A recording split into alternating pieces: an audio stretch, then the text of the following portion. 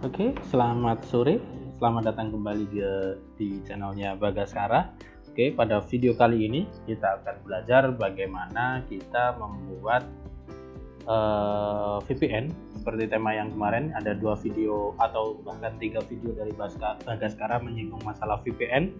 Tapi kali ini dalam video ini Bagaskara akan belajar bagaimana membuat VPN server dan VPN client dengan mode OpenVPN.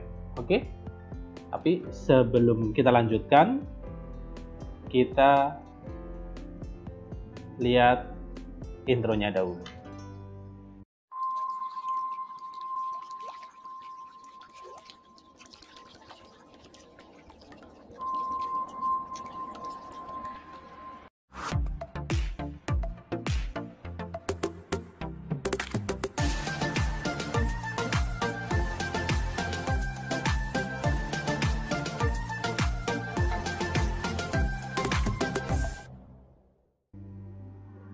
Oke, untuk menghemat waktu, kita langsung saja buka Winbox ya teman-teman.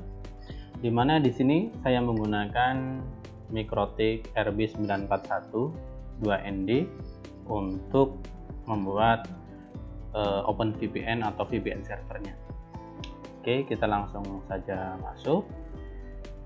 Nah, oke, ini MikroTik ini sudah terhubung ke internet ya teman-teman, dan saya di sini menggunakan jaringan Telkom IndiHome. Langsung saja, sebelum kita konfigurasi dari server OpenVPN-nya yang ada di menu PPP, terus nanti terus nanti kita masuk ke OpenVPN server, kita belum enablekan ya teman-teman. Kalau dari mode yang lain seperti L2TP kan kita tinggal enable, misal seperti itu. Nanti dari SSTP kita juga tinggal enable seperti itu. PPTP juga kita tinggal enable. Tapi kalau kita menggunakan OpenVPN server, dia membutuhkan sertifikat. Ya, di sini kita membutuhkan sertifikat. Berarti sebelum kita enablekan OpenVPN ini, kita buat dulu sertifikat. Bagaimana caranya? Oke, langsung saja kita buat sertifikatnya. Kita masuk ke menu sistem, kemudian kita masuk ke sertifikat. Nah, di sini masih kosong ya teman-teman, berarti MikroTik ini belum pernah dibuatkan sertifikat atau kita impor ekspor sertifikat, memang belum ada. Oke, langsung saja kita tambahkan. Di sini pertama kita buat CA untuk common name sama CA. Selanjutnya untuk key usage-nya kita pilih CRL sync sama key sync. Oke, jadi untuk yang CA pakai 2 ini yang kita checklist ya teman-teman. Kemudian kita apply, kita sync. Nah, di sini kita masukkan di CA CRL host, kita masukkan IP publiknya atau IP dari server ini. Kita cari di cloud. Nah, kalau biasanya saya carinya di cloud teman-teman. Kalau teman-teman bisa dicari di My IP juga bisa, atau cek IP yang ada di modem. Tapi kalau teman-teman memiliki IP statik, kalau teman-teman berlangganan mendapatkan satu IP publik yang tetap, ya pakai IP publik itu. Kalau saya IP publiknya pakai ini teman-teman. Oke, kita kopikan di sini, paste, kemudian kita start. Kita tunggu progresnya sampai selesai. Oke, done. Kita close. Kita bikin lagi untuk server, untuk common name-nya sama server. Kemudian untuk key usage-nya kita centang yang digital signature, key environment sama TLS server. Oke ya teman-teman, terus kita apply. Jadi ada 3 yang harus kita centang ketika kita membuat sertifikat servernya, yaitu digital signature, KSC common sama TLS server. Kemudian kita tetap sync, CA nya kita pilih CA, CRL hostnya kita kosongkan saja. Kemudian kita start. Kita tunggu sampai selesai. Oke, done. Oke, selanjutnya kita tambahkan lagi untuk membuat sisi klien.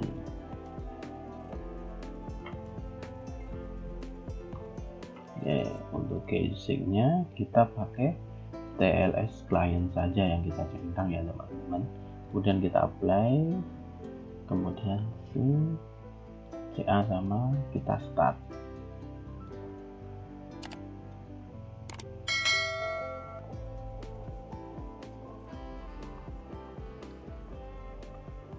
Done. Setelah done kita keluar ya teman-teman. Di sini untuk yang server kita buka kembali, masuk general. Untuk trustnya kita centang. Nah, kita apply sehingga trustnya yes no yes seperti itu. Oke, setelah itu baru kita aktifkan OpenVPN server. Kita enablekan. Terus untuk sertifikatnya kita pilih server. Ini untuk keepernya kita pakai AS256, nggak masalah. Di sini AMD 5 juga bisa. Kita apply. Oke. Setelah itu kita harus ekspor sertifikat tadi ya teman-teman.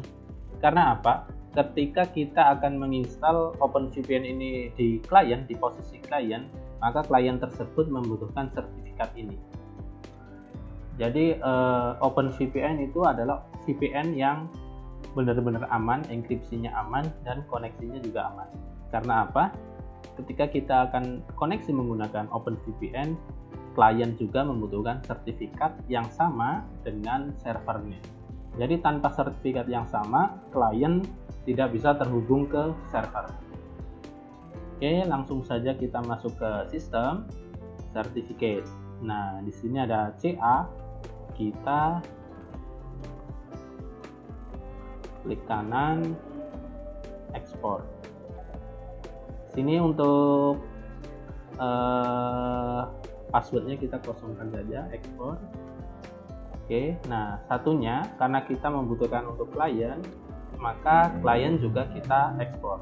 Klik kanan, ekspor. Tapi untuk klien kita harus memberikan atau membubuhkan password.